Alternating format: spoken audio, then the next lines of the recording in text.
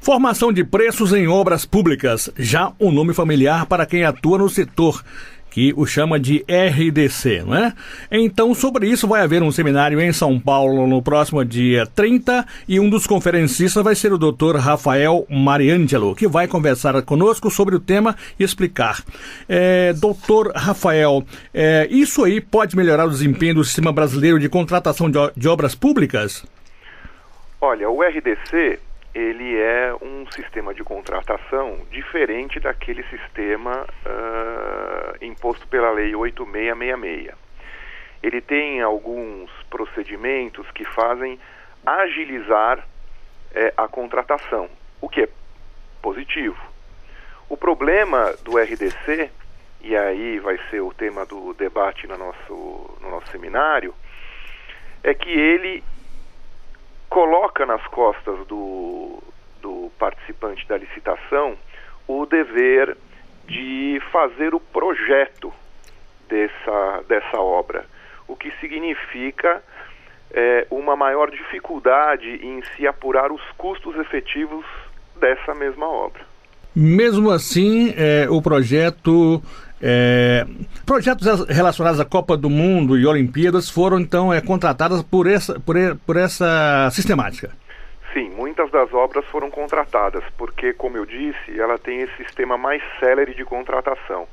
Então, por exemplo, as obras de reforma dos aeroportos, de reforma e adequação dos aeroportos, foram formuladas pelo sistema do RDC, possibilitando assim que o processo licitatório fosse mais célere.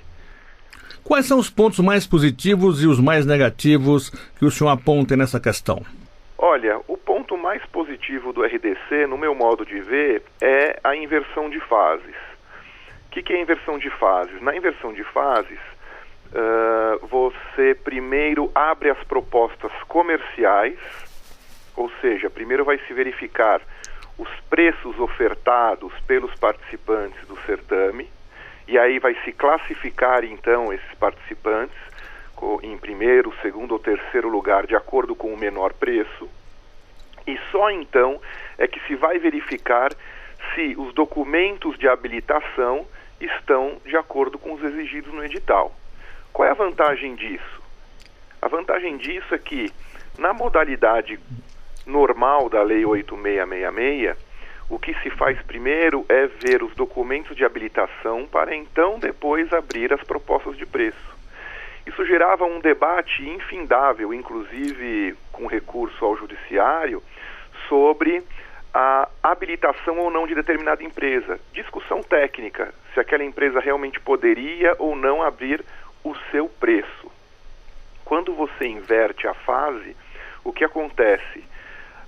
A propensão a esse debate diminui na medida em que os demais participantes que não ofertaram o melhor preço já não têm mais tanta chance de desclassificar aquele que poderia ser o vencedor. Então, por isso que a RDC está conquistando um espaço bem maior no país, substituindo cada vez mais aquela lei, né? Acho que é 12.462. A Lei 8666, né, que é com relação às licitações normalmente, e tem a Lei do Pregão, enfim, as outras leis que podem eventualmente serem aí, de algum modo, alterados pelo RDC. Do ano passado para cá, me parece que o Programa de Aceleração do Crescimento, o PAC, contratou mais de 1.400 obras por esse sistema também, certo? Isso, é verdade. E ela teve, com isso, a grande vantagem disso é exatamente essa agilidade na contratação. Este é o Dr. Rafael Mariangelo, que vai fazer uma palestra no próximo dia 30 dentro de um seminário em São Paulo sobre regime diferenciado de contratações de obras públicas e os impactos da contratação integrada na formação de preços. Ele que explica isso aí, uma aula para os ouvintes da Rádio Justiça há 10 anos no ar. Dr. Mariangelo, há também assim uma discussão dentro do Congresso sobre a extensão dessas obras públicas, né? A MP 630 está sendo no Congresso para viabilizar essa ampliação. Quanto mais rápido for aprovada, melhor, não é? Essa ampliação que está sendo sugerida pela agora senadora Gleisi Hoffmann, ela está praticamente encerrando ou, de uma certa forma, revogando a Lei 8666, porque a ideia é que esse regime de contratação seja estendido para todos os tipos de obras públicas no país. Veja, essa tendência de se adotar alguns mecanismos diferenciados que agilizem a licitação e que evitem esses grandes debates, inclusive com recurso ao judiciário, entre as empresas, é produtivo e era esperado. A crítica que nós fazemos é que o RDC tem uma série de pontos ainda bastante questionáveis e que deveriam ser objeto de maior debate antes de se proporcionar ou antes de se aprovar essa MP como uma lei que venha, de certo modo, a substituir a 8666. Então, para se ter uma ideia sobre isso, o Tribunal de Contas da União fez um trabalho bastante extenso e realmente elogiável, apurando que os descontos praticados nas propostas que foram obtidas mediante o RDC são muito menores do que os descontos obtidos nas propostas que foram submetidas ao regime da Lei 8666.